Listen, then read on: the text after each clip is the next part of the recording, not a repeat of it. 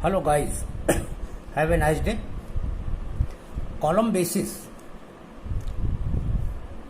by limit state method as per IS 800 2007 ये है आज का टॉपिक। कॉलम बेसिस कितने प्रकार के होते हैं ये आप देख सकते हैं। कॉलम बेसिस का क्लासिफिकेशन 3 तरह के बेसिस में किया गया है। एक तो स्लैब बेस पहले कहलाता है पहला, दूसरा है गस्टेड बेस और तीसरा है ग्रिलेज फाउंडेशन।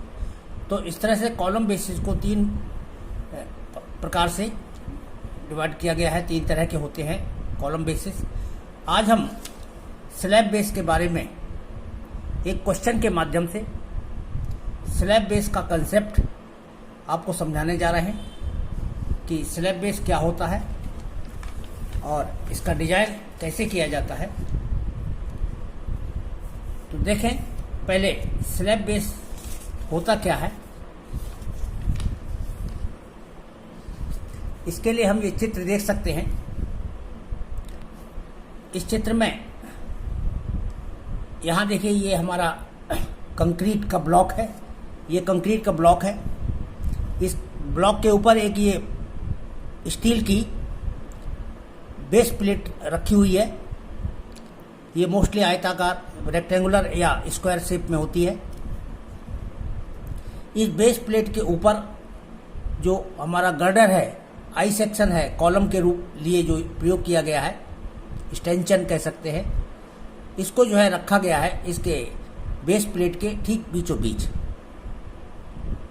और फिर इस कॉलम को एंगल के माध्यम से बेस प्लेट के साथ कनेक्ट कर दिया गया है बोल्ट के द्वारा अथवा रिवेट के द्वारा। इसी का प्लान आप देख सकते हैं यहाँ पर। ये हमारा कंक्रीट का ब्लॉक है जिसके ऊपर ये जो है कवर वो बेस प्लेट रखी हुई है। इस बेस प्लेट के ठीक बीचों बीच में आई गर्डर जो एज ए कॉलम के रूप में प्रयोग हुआ है उसको रखा गया है। तो यहाँ हम कॉलम की ऊपर जो कवर प्लेट लगी होती है उसके बाहर से बाहर तक की दूरी ये ज्ञात कर लेते हैं और इधर कवर प्लेट की चौड़ाई कितनी है ये दूरी ज्ञात कर लेते हैं। इसके यहाँ इस किनारे से इस किनारे तक का ये प्रोजेक्शन की गणना करते हैं। इधर कवर प्लेट के बाहरी फेस से बेस प्लेट के किनारे तक की दूरी इसकी गणना करते हैं। ये 2 प्रोजेक्शन हमको प्राप्त होते हैं। इन दोनों प्रोजेक्शन में जो कम होता है या जो बड़ा होता है उसको ए से रिप्रेजेंट करते हैं और जो छोटा होता है उसको बी से रिप्रेजेंट करते हैं। तो ये तो फिलहाल बनावट है इसकी। अब आगे देखिए कि किस तरह से इसका क्वेश्चन किया जाता है और किन किन फार्मूलों का प्रयोग किया जाता है ये हम साथ ही साथ बताते चल रहे हैं। तो कॉलम में सबसे पहले हम स्लैब बेस ले रहे हैं। इसका एक एग्जाम्पल है, design A slab base for a column ISWB 300 at the rate of 48.1 kg per meter with 2 cover plates of size 360 by 20 mm. It is subjected to a factored load of 2000 kilonewton, यानी इसके ऊपर एक factor load जो है 2000 kilonewton का आ रहा है। Base plate rest on concrete block, यानी जो बेस प्लेट है ये कंक्रीट ब्लॉक के ऊपर टिकी हुई है और वो कंक्रीट ब्लॉक का ग्रेड जो है M20 का है। तो ये हमारा क्वेश्चन है। कॉलम का वो डाटा दिए हैं कि कॉलम किस चीज़ का बना हुआ है। एक आई सेक्शन लिया गया है और दूसरा दो कवर प्लेट दोनों फ्लैंज पर लगे हुए हैं। ये हमारा कॉलम है। ये कॉलम हमारा बेस प्लेट पर टिका हुआ है। तो हमें मेनली इसमें बेस प्लेट का डिजाइन करना पड़ता है। जिस प्लेट के ऊपर ये कॉलम रखा जाता है उस प्लेट की लंबाई कितनी होगी, उस प्लेट की चौड़ाई कितनी होगी, उस प्लेट की मोटाई कितनी होगी, ये तीनों चीज़ें हमें ज्ञात करनी होती हैं। यही स्लैब बेस का मेन डिजाइन होता है। तो इसके डिजाइन के लिए हमको क्या प्रोसीजर अपनाना होगा वो देखते हैं। सॉल्यूशन इसका स्टार्ट करते हैं। यहाँ पर हम स्टील का ग्रेड वही E250 लेते हैं, मान लेते हैं। क्वेश्चन में अगर नहीं कहीं लिखा है तो हम इसी ग्रेड को एज्यूम कर लेते हैं और इसके हिसाब से ये हम डाटा नोट कर लेते हैं कि FU इसका 410 होगा और FY की वैल्यू 250 न्यूटन पर एम स्क्वायर होगी। तो ये तो हमारे कॉमन चीज़ हैं, ना भी दिए हों तो भी इनकी वैल्यू जो है हम यही नोट कर लेते हैं। इसके बाद क्वेश्चन में जो लोड दिया हुआ है फैक्टर लोड, उसे हम नोट कर लेते हैं। फैक्टर लोड इसको पीयू से रिप्रेजेंट कर रहे हैं यहाँ पर। तो पीयू इज इक्वल टू हमारा 2000 किलो न्यूटन का दिया है। क्वेश्चन में डायरेक्ट फैक्टर लोड दिया है, इसलिए इसमें 1.5 की गुणा करने की आवश्यकता नहीं है। तो ये हमारा फैक्टर लोड हो गया 2000 किलो न्यूटन का। इसके बाद bearing strength of concrete, concrete की जो धारण सामर्थ्य होती है बियरिंग स्ट्रेंथ बोलते हैं इसको, यानी ये कितना लोड बियर कर सकती है पर यूनिट एरिया, उसी को बियरिंग स्ट्रेंथ कहते हैं। और ये एज पर कोड 0.45 FC के बराबर लिया जाता है। तो कोड में इसके लिए स्पष्ट रूप से लिखा है कि ये 0.45 FC के बराबर होता है। यहाँ पर एक मैं संकेत दे दूं कि जैसे RCC में आप लोगों ने देखा होगा कि एक स्ट्रेस होती है 0.446 FC, उसी 0.446 को ही जो है राउंड अप करके 0.45 लिखा हुआ है। तो IS कोड ने कुछ स्थान पर इस संख्या के स्थान पर 0.4 लिखा हुआ है और कुछ जगह पर 0.446 का ही प्रयोग किया है। तो फिलहाल यहाँ कॉलम इस चैप्टर में जो है स्लैब बेस वाले फार्मूले में 0.45 FC का ही प्रयोग किया गया है, इसलिए आप भी इसको 0.45 FC का ही प्रयोग करेंगे। और इसके हिसाब से 0.45 इंटू FC की वैल्यू M20 ग्रेड के लिए 20 लिखी जाएगी। इसको हमने सॉल्व किया तो ये हमारा 9 न्यूटन पर mm², ये हमारी बियरिंग स्ट्रेंथ ऑफ कंक्रीट आ गई। तो बियरिंग स्ट्रेंथ की गणना हम इस तरह से सबसे पहले कर लेते हैं कि कंक्रीट जो है कितना लोड बियर कर सकती है पर मीटर पर mm²। इसके बाद required area of base plate, base plate का एरिया की गणना करते हैं कि बेस प्लेट का एरिया कितना होना चाहिए। अब इसके लिए हम ये देखते हैं कि बेस प्लेट के ऊपर हमारा लोड कितना आ रहा है, वो PU के बराबर आ रहा है, यानी कॉलम पर जो हमारा ये डिजाइन लोड है या फैक्टर लोड है, इतना लोड हमारा आ रहा है और इतना सारा लोड बेस प्लेट के ऊपर ट्रांसफ़र हो रहा है। तो जब बेस प्लेट पर इतना सारा लोड ट्रांसफ़र हो रहा है तो इधर कंक्रीट की जो है बियरिंग स्ट्रेंथ हमको मालूम है, तो इसका कितना एरिया मैक्सिमम होना चाहिए। तो ये load upon bearing strength of concrete से डिवाइड करने से जो क्षेत्रफल हमको प्राप्त होता है वही हमारा बेस प्लेट का रिक्वायर्ड एरिया है। तो इसी फार्मूले से हम required area of base plate निकालते हैं, A बराबर PU अपॉन 0.45 FC।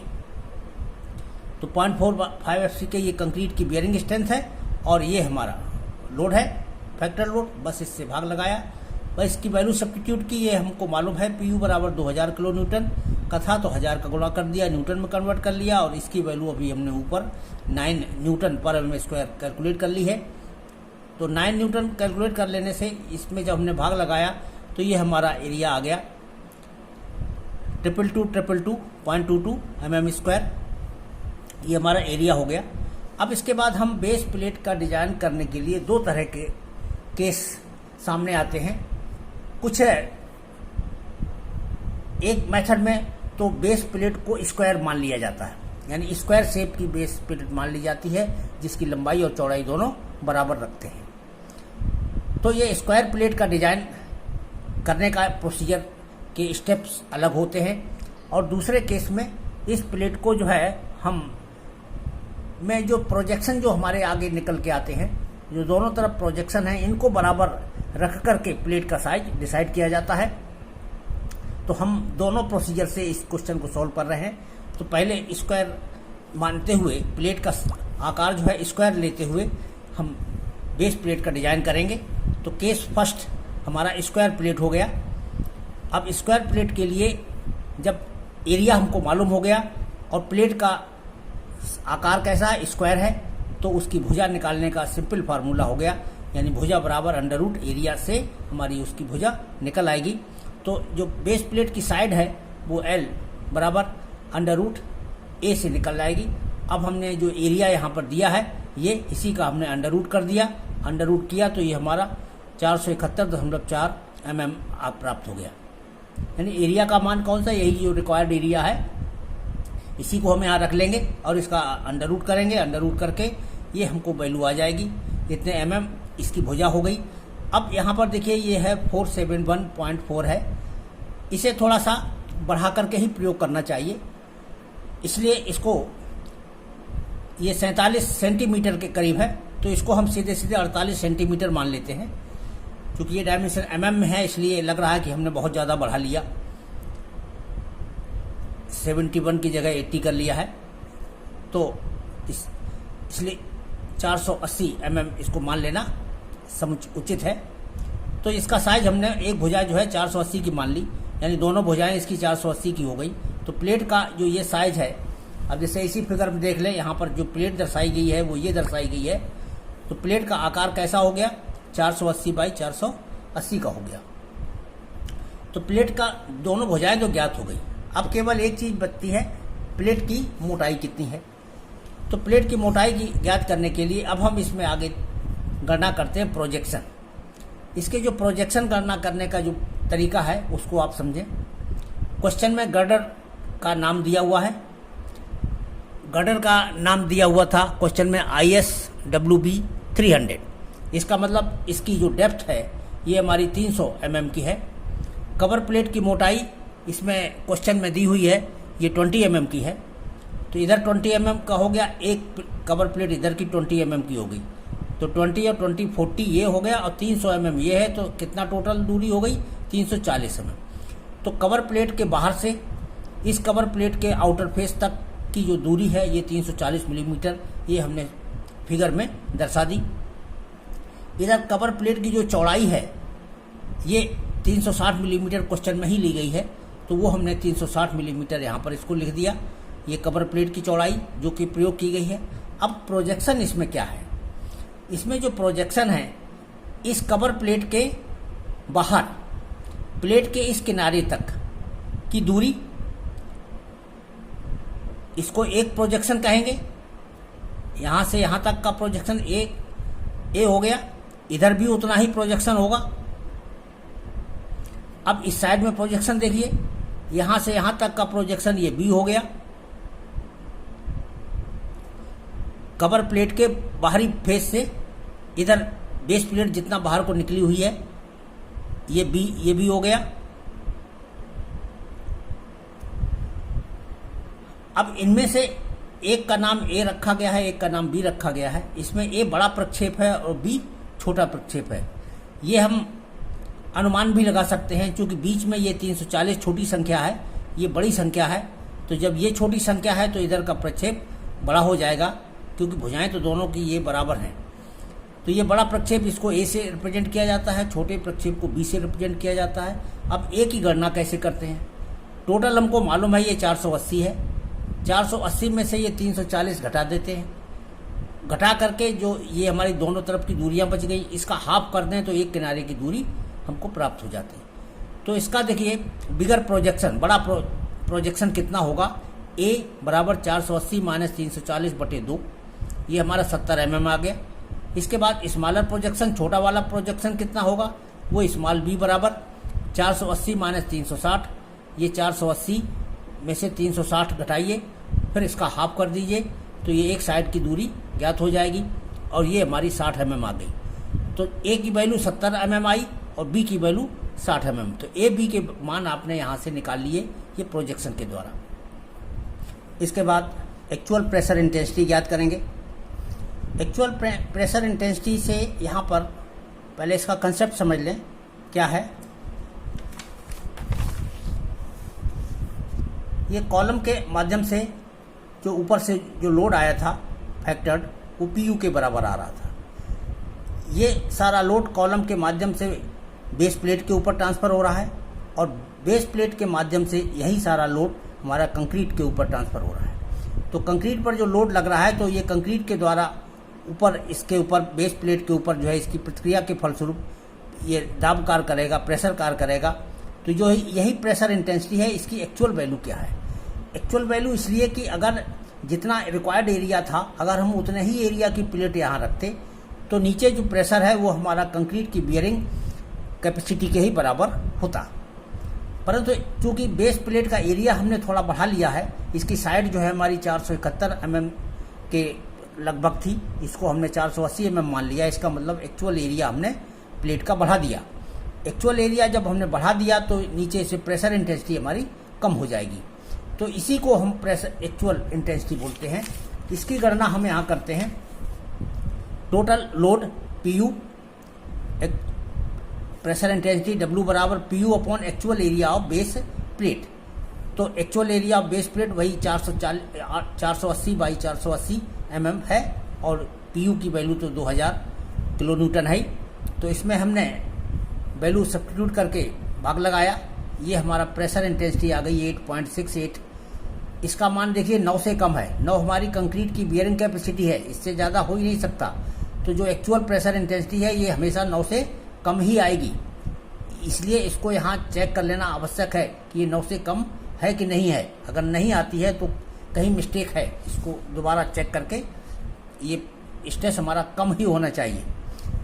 अब जब हमने एक्चुअल प्रेशर इंटेंसिटी निकाल ली तो IS कोड में एक फार्मूला दिया हुआ है इस बेस प्लेट की मोटाई ज्ञात करने के लिए। वो फार्मूला है TS बराबर अंडर रूट, सीधी लाइन खींचें, इसके ऊपर 2.5 W यही हमारा एक्चुअल प्रेशर इंटेंसिटी है, तो 2.5 W। इसके बाद ब्रैकेट में A स्क्वायर प्रोजेक्शन, हमारा बड़ा वाला projection A square minus 0.3 into B square और ब्रैकेट बंद into gamma MO upon FY। तो ये हमारा फार्मूला कोड भी दिया हुआ है, आप इसको याद भी कर सकते हैं। 1-2 क्वेश्चन लगाने के बाद ये याद भी हो जाएगा, ऑटोमेटिक याद हो जाएगा, अलग से रटने की आवश्यकता नहीं होती। तो यहाँ हम सारी वैल्यू सब्स्टिट्यूट करते हैं। W का मान ये 8.68 आया, ये हमने यहाँ रख दिया। A का मान जो है 70 mm था, यहाँ रख दिया। B का मान 60 mm था, ये यहाँ रख दिया। ये गामा MO का मान 1.1 रख दिया और ये FY की वैल्यू 250 रख ली। बस इसको हमने सॉल्व कर लिया तो ये हमारी 19.09 mm आ गया। तो इतनी मोटी प्लेट की आवश्यकता है, क्योंकि 19.09 की प्लेट होती ही नहीं है। तो इसके स्थान पर हम 20 mm डाया की प्लेट, 20 mm थिकनेस की प्लेट जो है यूज करेंगे। तो प्लेट की मोटाई जो है हमने 20 मिलीमीटर मान ली। अब इसके आगे फाइनली लिख दिए, hence provide 480 by 480 by 20 mm base plate. ये बेस प्लेट का पूरा साइज आप एक साथ लिख दिए। ये बेस प्लेट की लंबाई है, ये चौड़ाई है और ये मोटाई है। तो इस तरह से हमारा बेस प्लेट का ये डिजाइन पूरा हुआ। इसी को कहते हैं कि डिजाइन ऑफ स्लैब बेस। तो ये स्लैब बेस का ही डिजाइन है। तो अब इसके बाद जो है हम इस क्वेश्चन का सेकंड ऑप्शन पर डिस्कशन करते हैं कि केस 2 में अगर हम यहाँ पर projection are to be kept equal, यानी दोनों दिशाओं के जो प्रोजेक्शन हैं A और B उनको बराबर रखें, उनको बराबर रख करके बेस प्लेट का साइज हम तय करेंगे। तो A बराबर B हो गया। तो अब जब दोनों तरफ का प्रोजेक्शन बराबर हो गया तो यहाँ से देखें, ये यहाँ तक की टोटल डिस्टेंस कितनी हो गई, ये हमारी टोटल डिस्टेंस हो गई 340 प्लस 2A, यानी A इधर जुड़ गया, एक प्रोजेक्शन इधर जुड़ गया। ये पूरी भुजा कितनी आई 340 प्लस 2A। ऐसे इधर से ये भुजा कितनी आई, ये बीच का है 360 प्लस A और A, क्योंकि B के स्थान पर भी A ही लिखा जाएगा अब, क्योंकि दोनों बराबर हैं। तो 360 प्लस 2A यहाँ लिखा जाएगा और 340 प्लस 2A यहाँ लिखा जाएगा। यही हमारी दोनों भुजाएं हो गई। तो यहाँ पर वही चीज़ आ गई। यहाँ पर इसकी लेंथ जो है 360 प्लस 2A कहलाएगी और इसकी चौड़ाई जो है बेस प्लेट की ये 340 प्लस 2A कहलाएगी। ये 2A है, 20 मत समझ लीजिएगा। अब ये हमारा 340 प्लस 2A हो गया। अब इसके साथ लंबाई चौड़ाई जब हमको मालूम है तो बेस प्लेट का एरिया निकाल दो। इसका जब एरिया हमने निकाला, दोनों भुजाओं का गुणा कर दिया, लंबाई गुणे चौड़ाई का, ये दिए हुए रिक्वायर्ड एरिया के बराबर होना चाहिए। ये जब रिक्वायर्ड एरिया के बराबर होना चाहिए तो यहाँ पर जो है एक इक्वेशन प्राप्त हुई हमको, जिसमें A हमारा अननोन है। हम जब इसको मल्टीप्लाई करेंगे तो A में ये सेकंड डिग्री इक्वेशन बनेगी। ये हमारी सेकंड डिग्री इक्वेशन बन गई। सेकंड डिग्री इक्वेशन को हमने सॉल्व किया। A बराबर, और ये सॉल्व करके हमारी जो वैल्यू आई है वो 60.75 mm आई है, 60.75 mm। तो यहाँ पर 60.75 mm हमारे A प्रोजेक्शन का मान आया है। हम इस प्रोजेक्शन को भी कम नहीं रखते हैं, हमेशा बढ़ा करके ही प्रयोग करते हैं। तो ये प्रोजेक्शन 60.75 के स्थान पर 65 mm हम ले सकते हैं। तो ये इसको हमने जो है से 65 mm प्रोजेक्शन मान लिया। अब इसके बाद हमने बेस प्लेट की लंबाई की गणना कर ली। लंबाई थी हमारी 360 प्लस 2a थी, तो a की जगह 65 रख दिया, ये आ गया 490 मिलीमीटर की लंबाई हो गई। इसकी बिर्थ जो चौड़ाई है वो 340 प्लस 2a थी, तो 2a की जगह पर यहाँ 65 रखेंगे, तो ये 470 mm आ गई। ये लंबाई चौड़ाई जब ज्ञात हो गए, अब इसके बाद एक्चुअल प्रेशर इंटेंसिटी हम दोबारा निकालेंगे। इस केस में भी एक्चुअल प्रेशर इंटेंसिटी निकालेंगे तो PU बटे actual area of the base plate होता है। अब यहाँ पर actual area of the base plate कितना है, एक भुजा 490 की है, दूसरी भुजा 470 की है, दोनों भुजाओं का गुणा करके तब इसका एरिया यहाँ पर हम रखेंगे। और जब एरिया रखेंगे यहाँ पर हमने लोड का मान रख दिया और इसको सॉल्व किया तो 8.68 न्यूटन पर mm स्क्वायर आ गया। ये वैल्यू लगभग यहाँ पिछले के ही बराबर है, केवल आगे के डेसिमल में फर्क था। तो इसकी वैल्यू जो है 9 से कम है, इसलिए ये सुरक्षित है, यानी ये सही है, ठीक है कैलकुलेशन। अब हमने जब ये एक्चुअल प्रेशर इंटेंसिटी निकाल ली, तब थिकनेस ऑफ बेस प्लेट का जो फार्मूला पीछे दिया हुआ था, ठीक उसी फार्मूले का हम प्रयोग करेंगे। अंडर रूट के बाद 2.5 W a square minus 0.3 b square into gamma MO upon FY। इसमें हम वैल्यू सारी सब्स्टिट्यूट कर देंगे। दोनों प्रोजेक्शन हमारे 65 के हैं, A और B, तो A की जगह भी 65 रखेंगे 65, और B की जगह भी 65 रखेंगे। गामा MO का मान 1.1 रखेंगे, FY का मान 250 रखेंगे, और स्मॉल w का मान 8.68 जो कि यहाँ पर निकाला है। बस इसको सॉल्व करेंगे तो ये हमारा कितना निकल के आया, 16.8 mm आ गया है।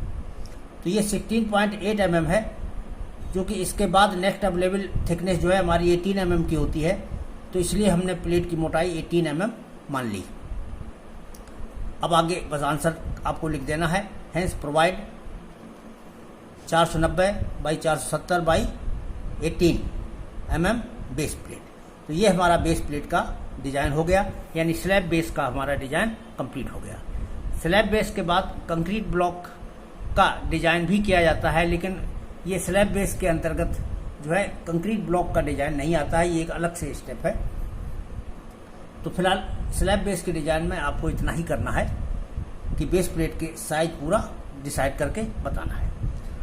तो ये था स्लैब बेस के दो मेथड थे इसको सॉल्व करने के, दोनों मेथड के बारे में यहाँ डिस्कशन किया है। तो ये टॉपिक यहाँ पूरा होता है। Up to next video, thanks.